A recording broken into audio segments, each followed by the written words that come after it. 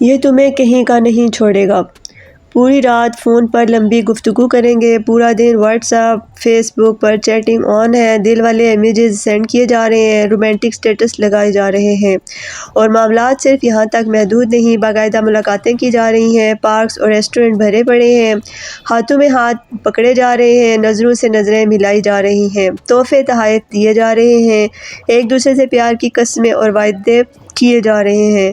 میں تمہارے بغیر نہیں جی سکتا، میں تمہارے بغیر نہیں رہ سکتی، تم سے میری سانسیں ہیں، تم سے میری زندگی ہے۔ کچھ وقت کے بعد نتیجہ کچھ ایسے نکلتا ہے کہ پاپا نے میری شادی کہیں اور طے کر دی ہے۔ اب لڑکے کے پاؤں سے زمین نکل جاتی ہے، آنکھوں کے سامنے اندھیرا آ جاتا ہے، اسے لڑکی کے الفاظ پر یقین نہیں آتا کہ یہ وہی لڑکی تھی جو کل کہہ رہی تھی کہ میں آپ کے بغیر مر جاؤں گی، اور کہیں لڑکا لڑکی سے یہ کہتا ہوا پایا جاتا ہے کہ میرے ابو اس رشتے کے لیے نہیں مان رہے، اور پھر لڑکی کے اوپر غم کے پہاڑ ٹوٹ پڑتے ہیں، اسے اپنی ساری زندگی تباہ و برباد ہوتی نظر آتی ہے۔ جس شخص کو میں نے اپنا تن من سونپ دیا، جس شخص کے لیے اپنی عزت آبرو کی فکر نہ کی، جس شخص کے لیے اپنے والدین کو ناراض کیا، جس شخص کے ساتھ جینے مرنے کی قسمیں کھائیں، آج وہ ایک لمحے میں مجھے چھوڑ گیا۔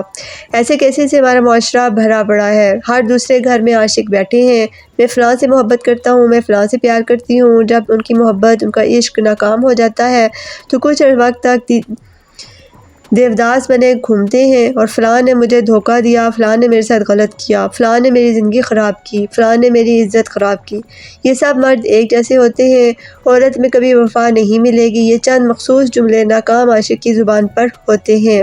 اتنا ہی نہیں، ساتھ ہی ساتھ یہ لوگ نصیب کو بھی نہیں بخشتے، نصیب کو بھی کوسنا شروع کر دیتے ہیں، اور بعض لوگ تو شرکیہ شاعری پر اتر آتے ہیں، سامنے والے کے سامنے خود کو مظلوم اور دکھی بنا کر رکھتے ہیں۔ بندہ پوچھے تمہیں کہا کس نے تھا کہ اس کے اندر گھسو، کس نے کہا تھا فون پر اتنی لمبی کچہریاں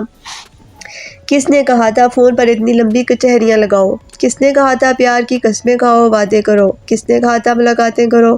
کیا قرآن نے ان غلیظ حرکات پر وعیدیں نہیں سنائی تھیں؟ کیا قرآن نے ان غلط اعمالوں سے نہیں روکا تھا؟ کیا قرآن نے سنگین نتائج سے آگاہ نہیں کیا تھا؟ کیا رسول اللہ صلی اللہ علیہ وآلہ وسلم نے حیا اور پاک دامنی پر فضائل نہیں بتائے تھے؟ کیا تمہارے والدین نے تم سے ان معاملات پر ناراض نہ ہوئے تھے؟ بے شک قرآن تمہیں غیر محرم تعلق سے روکتا رہا، تم نہیں رکے۔ قرآن تمہیں عزت والی زندگی کے طریقے بتاتا رہا، تم نے منہ پھیر لیا۔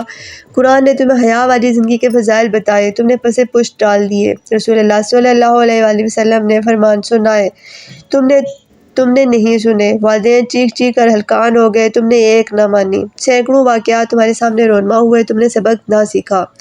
تم مسلسل اپنی نفسانی خواہشات کی پیروی میں مصروف رہے، تم مسلسل اپنی من مانی میں مصروف رہے، تم مسلسل بے حیائی بے شرمی میں مصروف رہے، تم مسلسل والدین کی نافرمانی میں مصروف رہے، اور آج جب نتیجہ نکل کر سامنے آیا ہے تو خود کو مظلوم بنائے پیش کرتے ہو، نصیب کو کوستے ہو، تمام مردوں کو ایک جیسا کہتے ہو، تمام عورتوں کو بے وفا کہتے ہو۔ رونا بند کر دو اور تسلیم کرو، یہ سب تمہارے اپنے غلط کاموں کا نتیجہ ہے کہ تمہارے سمجھانے کے لیے درجنوں آیات اتری، سینکڑوں احادیث آئیں، لیکن تم سب سے منہ پھیر کر بے شرمی اور بے حیائی کے پیکر بنے رہے۔ تم نے اپنی حقیقی بیوی کی محبت کسی اور پر نچھاور کر دی، تم نے اپنے حقیقی شوہر کا پیار کسی اور کے ساتھ بانٹ دیا، اور ان سب کا نتیجہ یہ نکلا کہ تم خوبصورت زندگی تو دور، خوبصورت زندگی کے تصور سے بھی محروم ہو چکے ہو۔